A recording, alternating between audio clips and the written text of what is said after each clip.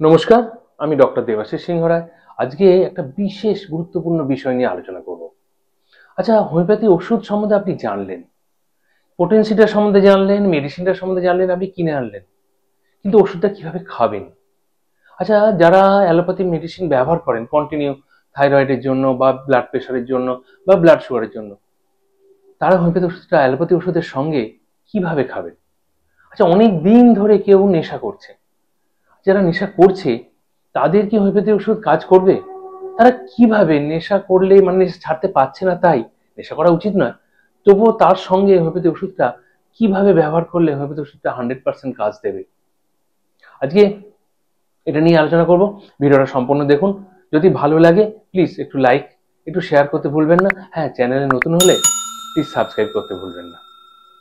ওষুধ কিভাবে প্রিজার্ভ করবেন সেটাও লাস্টে বলবো, কিভাবে রাখা উচিত, আর ওষুধের সঙ্গে কোন কোন খাবার না খাওয়া উচিত, যেগুলো খেলে হোমিওপ্যাথি ওষুধের কাজটা বিঘ্নিত হয়, সবটা নিয়ে আজকে আলোচনা করব। ভিডিওটা শেষ পর্যন্ত দেখুন প্লিজ।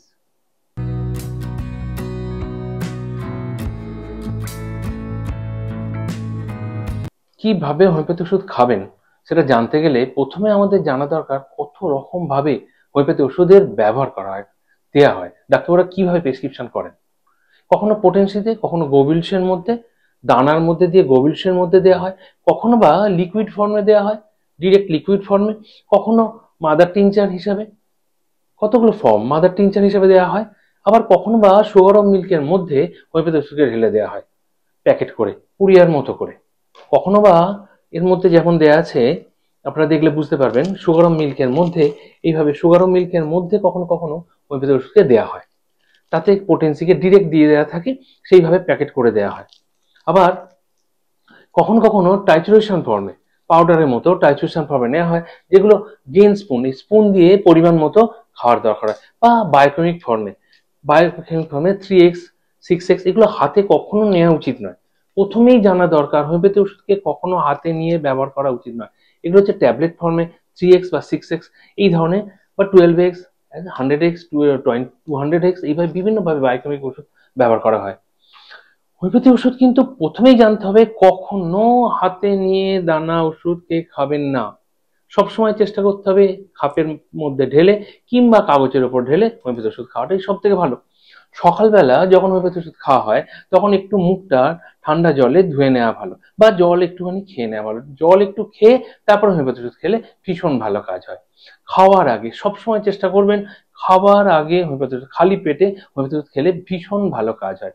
মাদার টিনচারের ক্ষেত্রে অনেক সময়, সাধারণত হোমিওপ্যাথিতে একসঙ্গে দুটো বা তিনটে মেডিসিন ব্যবহার না করাই ভালো, কিন্তু প্র্যাকটিক্যাল ক্ষেত্রে কখনো কখনো ডাক্তারবাবুরা একসঙ্গে দুটো মেডিসিন বা তিনটে মেডিসিন দিয়ে থাকেন। মাদার টিনচার কিন্তু একটা শিশির মধ্যে দুটো তিনটে মাদার টিনচারকে পাইল করে নিয়ে তার সঙ্গে ডিস্টিল ওয়াটার নিয়ে অনেক সময় পেশেন্টরা নিজেদের খাওয়ার সুবিধার্থে খান, কিন্তু সেটা না করাই ভালো।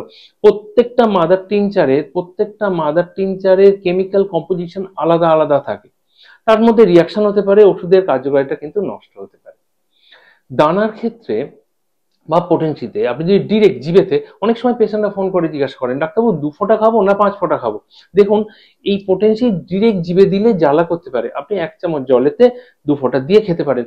2 ফোঁটা 1 ফোঁটা খেলেও যা কাজ, গোটা শিশিটা একবারে খেলেও তাই কাজ। রিপিটেশনের ওপর কিন্তু হোমিওপ্যাথি ওষুধের কার্যকারিতা বেড়ে যায়। বারবার যদি খান, আপনি 1 ফোঁটা একটা করে যে 10 মিনিট ছাড়া ছাড়া খান, তাতে অনেকটা বেশি কার্যকর হয়, প্রয়োজনীয় অ্যাগ্রাভেশনও হয়। সেই জন্য পারফেক্টলি না জেনে রিপিটেশন করাটা বা কম বেশি একসঙ্গে খাওয়াটা পরিমাণের জন্য কিছু এসে যায় না, এখানে কোয়ালিটিটা বড় কথা। আচ্ছা, দানার ক্ষেত্রেও একই রকম। আপনি দানা বা গোবিলসে যদি আপনি দুটো দানা খান, যা কাজ করবে, গোটা শিশিটা একবারে খেলে কিন্তু তাই কাজ করবে। তবে চেষ্টা করবেন সবসময়তে, সাধারণত ডাক্তাররা বলে থাকেন 5টা থেকে 6টা দানা, 5টা থেকে 6টা দানা, 40 নম্বর দানা হলে 4টে 5টা দানা একসঙ্গে হাতে নেবেন না প্লিজ। দানা খাপের মাথায় ঢেলে অথবা কাগজের ওপরে নিয়ে ওষুধ খেলেই বেশি ভালো হয়।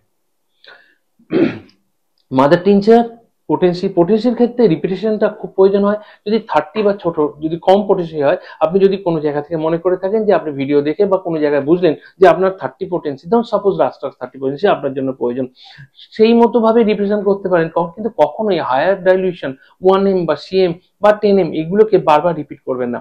বাংলাদেশের পেশেন্টের জন্য বা বাইরের পেশেন্টের জন্য বারবার বলা মেড ইন জার্মান লেখা রেকোয়েজের বা শোয়েব জার্মান এই ওষুধ ব্যবহার করবেন। একদম মেড ইন জার্মান ওষুধ এই ফর্মে আসে। অনেক সময় বলেন আমি জার্মান ওষুধ ঢেলে দিচ্ছি বড় শিশি থেকে, প্লিজ এগুলোকে অ্যাভয়েড করবেন।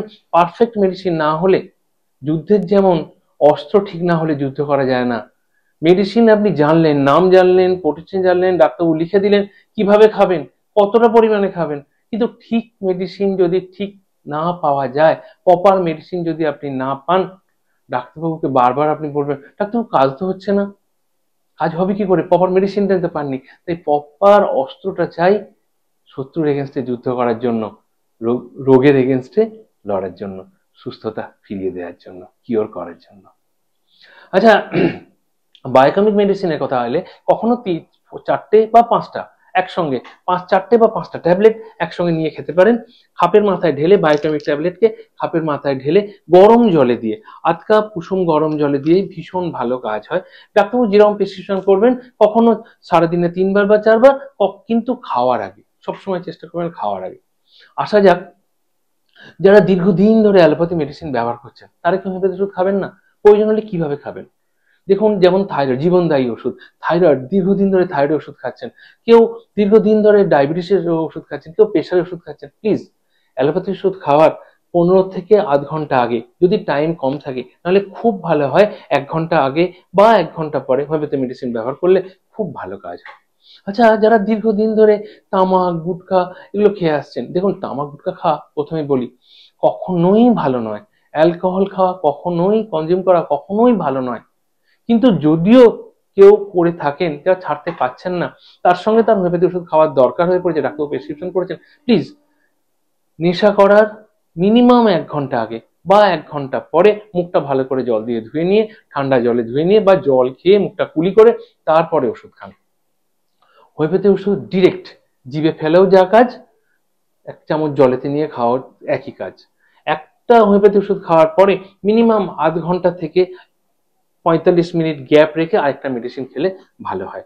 কিন্তু সময়ের জন্য প্র্যাকটিক্যালি অনেক সময় হয়ে ওঠে না, তখন ডাক্তারবাবুদের বলতে হয় আচ্ছা একটা কাজ করবেন, আপনার এই দুটো মেডিসিন সকালে তো টাইম পাচ্ছেন না, পরপর অন্তত 5 মিনিট ছাড়া একটা ওষুধ খাওয়ার 5 মিনিট পরে মাঝখানে একটু জল খেয়ে তারপরে দ্বিতীয়বারে ওষুধটা খেলে খুব ভালো হয়। ওইভাবে আপনি সকালেও খান খালি পেটে, দুপুরেও খান, রাত্রেও খান, এতে আপনার কিন্তু ভীষণ ভালো হোমিওপ্যাথি ওষুধ কাজ দেবে। আচ্ছা, জানতে হবে আপনারা হোমিওপ্যাথি ওষুধ রাখবেন কিভাবে। সবসময় মনে রাখবেন হোমিওপ্যাথি ওষুধকে ফ্রিজের মধ্যে, ডিপ ফ্রিজেও নয়, ফ্রিজের মধ্যে নয়, প্লিজ এমন একটা জায়গায় রাখুন যেখানে খুব স্যাঁতস্যাঁতে নয়, ড্যাম্প নয়, ডিরেক্ট সানলাইট তাতে পড়ে না, খুব বেশি উষ্ণ গরম নয়, স্বাভাবিক টেম্পারেচারে, নর্মাল টেম্পারেচারে, স্বাভাবিক ড্যাম্প নয়, এরকম একটা জায়গায় রাখলেই হোমিওপ্যাথি ওষুধ ভালো থাকবে। সবসময় চেষ্টা করবেন মেডিসিনের শিশির মুখটাকে ভালো করে এঁটে রাখতে, তার মধ্যে যেন বেশি পরিমাণে বাতাস ঢুকতে না পারে। হোমিওপ্যাথি ওষুধ হলদে হয়ে গেলে, ইয়েলো হয়ে গেলে বা কালার চেঞ্জ করলে সে ওষুধটা না খাওয়াই ভালো। এমনিতে ওর এক্সপায়ারি ডেট ওইভাবে ভাবার দরকার নেই, বা ওষুধটা জমে গেলে বা তার কালার চেঞ্জ হলে হোমিওপ্যাথি ওষুধ না খাওয়াই ভালো। 50 মেডিসিনাল মেডিসিন বা টাইট্রেশন মেডিসিন এগুলো নিয়ে আলোচনা আরেকদিন করবো, কারণ 50 মেডিসিনাল মেডিসিনটা একটা নতুন ভাবে বোঝাতে হবে, সব জায়গায় ওষুধটা পাওয়া যায় না। 50 মেডিসিনের খুব ভালো, কলকাতায় বেশ কিছু জায়গায় পাওয়া যায়। এই 50 মেডিসিন ব্যবহার করার বেশ কিছু নিয়ম আছে, সেটা পরের দিন আলোচনা করব। আরেকটা ব্যাপার খুব জেনে রাখা দরকার, যে কোন খাবারের সঙ্গে হোমিওপ্যাথি ওষুধ না খাওয়া ভালো, বা কোন খাবারকে হোমিওপ্যাথি ওষুধ খাওয়ার সময় অ্যাভয়েড করা ভালো। দেখুন, অতিরিক্ত তেল ঘি মশলাযুক্ত খাবার থেকে নিজেকে সরিয়ে রাখাই ভালো ডিউরিং হোমিওপ্যাথি মেডিসিন যখন আপনি গ্রহণ করছেন। সেখানে হালকা খাওয়া দাওয়া, সুষম খাওয়া দাওয়ার খেলে হোমিওপ্যাথি ওষুধের কাজটা অনেক বেশি ভালো হয়। হ্যাঁ, কিছু খাদ্য যেমন কাঁচা পেঁয়াজ, কাঁচা রসুন, হিং, কর্পূর এগুলো না খাওয়াই ভালো। হ্যাঁ, তরকারিতে পেঁয়াজ রসুন চলবে, কাঁচাটা খাবেন না। অতিরিক্ত নুন, লবণ এবং অতিরিক্ত টক না খাওয়াই ভালো, তাতে হোমিওপ্যাথি ওষুধের কাজে কিছুটা বিঘ্নিত হতে পারে। এই বলে শেষ করলাম, পরে ভিডিওতে আবার দেখা হবে। নমস্কার।